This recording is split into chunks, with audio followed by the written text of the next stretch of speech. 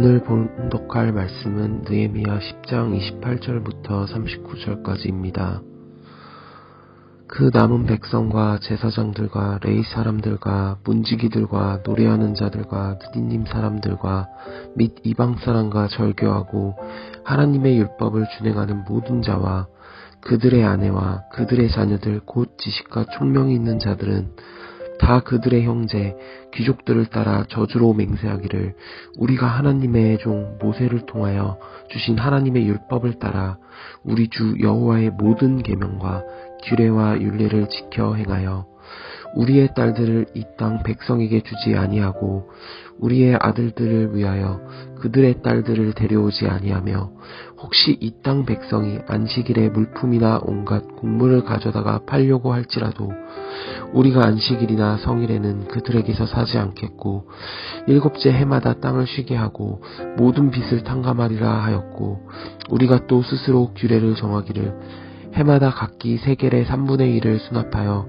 하나님의 전을 위하여 쓰게 하되 곧 진설병과 항상 드리는 소제와 항상 드리는 번제와 안식일과 초하루와 정한 절기에 쓸 것과 성물과 이스라엘을 위하는 속죄제와 우리 하나님의 전의 모든 일을 위하여 쓰게 하였고 또 우리 제사장들과 레위 사람들과 백성들이 제비 뽑아 각기 종족대로 해마다 정한 시기에 나무를 우리 하나님의 전에 바쳐 율법에 기록한 대로 우리 하나님 여호와의 제단에 사르게 하였고 해마다 우리 토지 소산의 만물과 각종 과목의 첫 열매를 여호와의 전에 드리기로 하였고 또 우리의 맏 아들들과 가축의 처음 난 것과 소와 양의 처음 난 것을 율법에 기록된 대로 우리 하나님의 전으로 가져다가 우리 하나님의 전에서 섬기는 제사장들에게 주고 또 처음 익은 미레가루와 거제물과 각종 과목의 열매와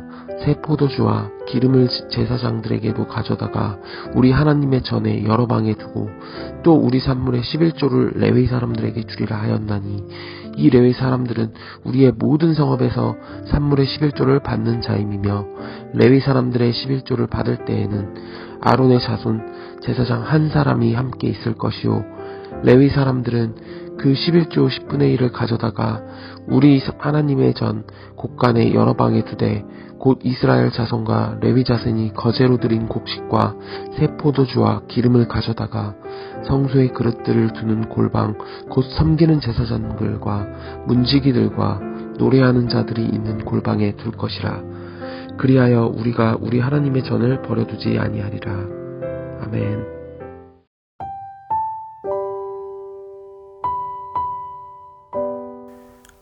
유다 백성들이 회개를 하고 있습니다. 오늘 본문에서는 그들의 구체적인 회개의 다짐을 기록합니다. 지금 백성들이 가장 크게 회개하는 것은 하나님께서 금지하셨던 일, 즉 이방 민족과 결혼을 했다는 사실입니다. 이 9장 1절, 2절 다시 보면요. 그달 20달에 이스라엘 자손이 다 모여 금식하며 굵은 베옷을 입고 티끌을 무릅쓰며 모든 이방 사람들과 절교하고 서서 자기의 죄와 조상들의 허물을 자복하고, 여기서 이방 사람들과 절교를 하였다는 말은 결혼을 한 사람들이 이방 민족 배우자들과 관계를 끊었다는 의미입니다.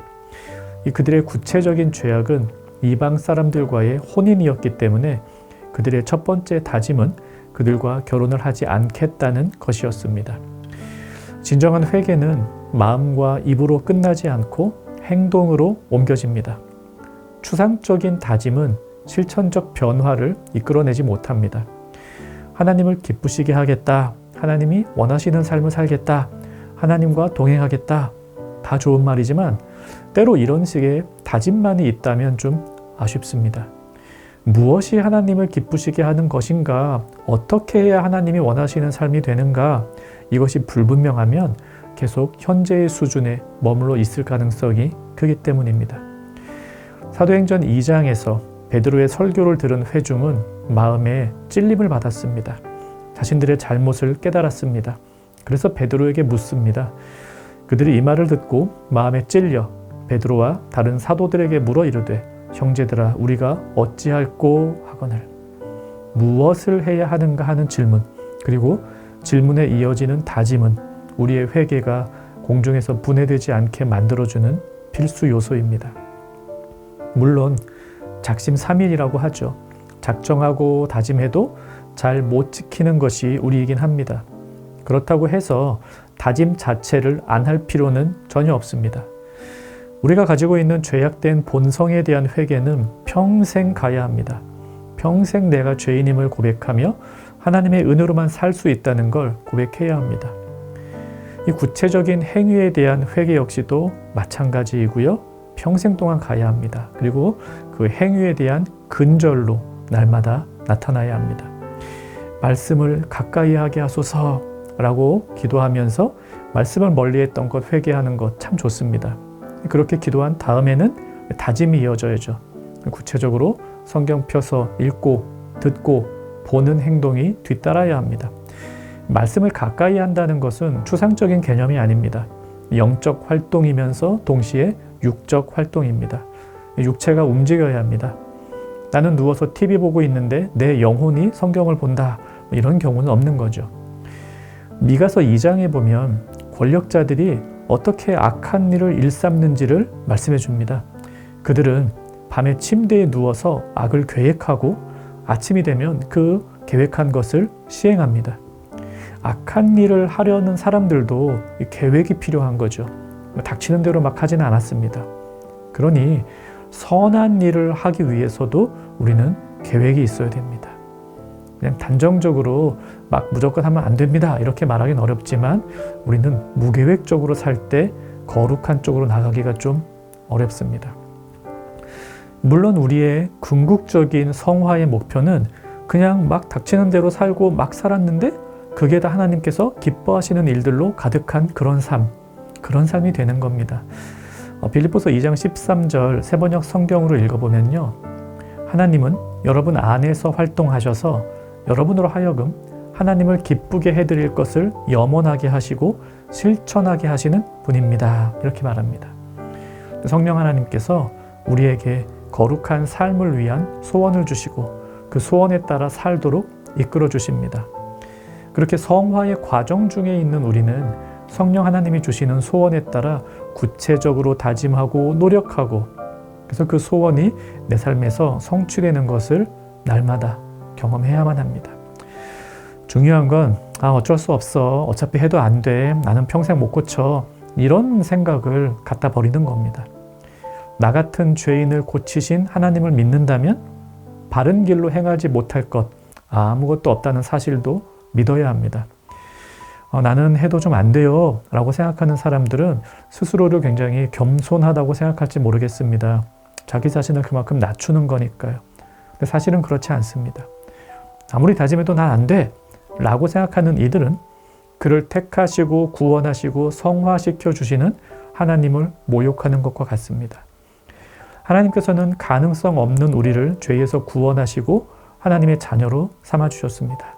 우리의 본성을 완전히 바꾸어 주셨고요. 우리가 손과 발로 행하는 행동들도 바꾸어 주고 계십니다. 우리에게 못 고칠 것이 있을까? 없습니다. 어렵지만 할 수 있습니다. 작심삼일이다. 그럼 3일마다 작심하면 됩니다. 매일매일 안 된다. 그럼 매일 회개하고 또 매일 다짐하면서 조금씩 나아지는 삶을 고대하고 소망하면 됩니다. 예수님께서는 회개하는 자들에게 합당한 열매를 맺으라고 하셨습니다. 그 열매는 다양하게 표현될 수 있겠는데요. 확실한 것은 주님께 드릴 열매이기 때문에 주님께서 받으실 만한 삶의 모습이어야 한다라는 사실입니다. 회개, 그리고 회개에 이어지는 다짐, 다짐에 이어지는 실천 기억합시다.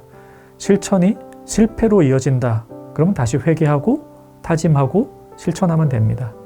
성령 하나님은 인내하시면서 날마다 우리를 도와주십니다. 말씀 생각하며 기도합시다. 하나님 앞에서 죄인이라는 사실을 알고 날마다 고백하게 하소서. 이렇게 기도하시고요. 죄인의 모습을 조금씩 고쳐나가게 하소서. 오늘 하루 회개의 다짐과 실천이 있는 청년가족 되기를 바랍니다.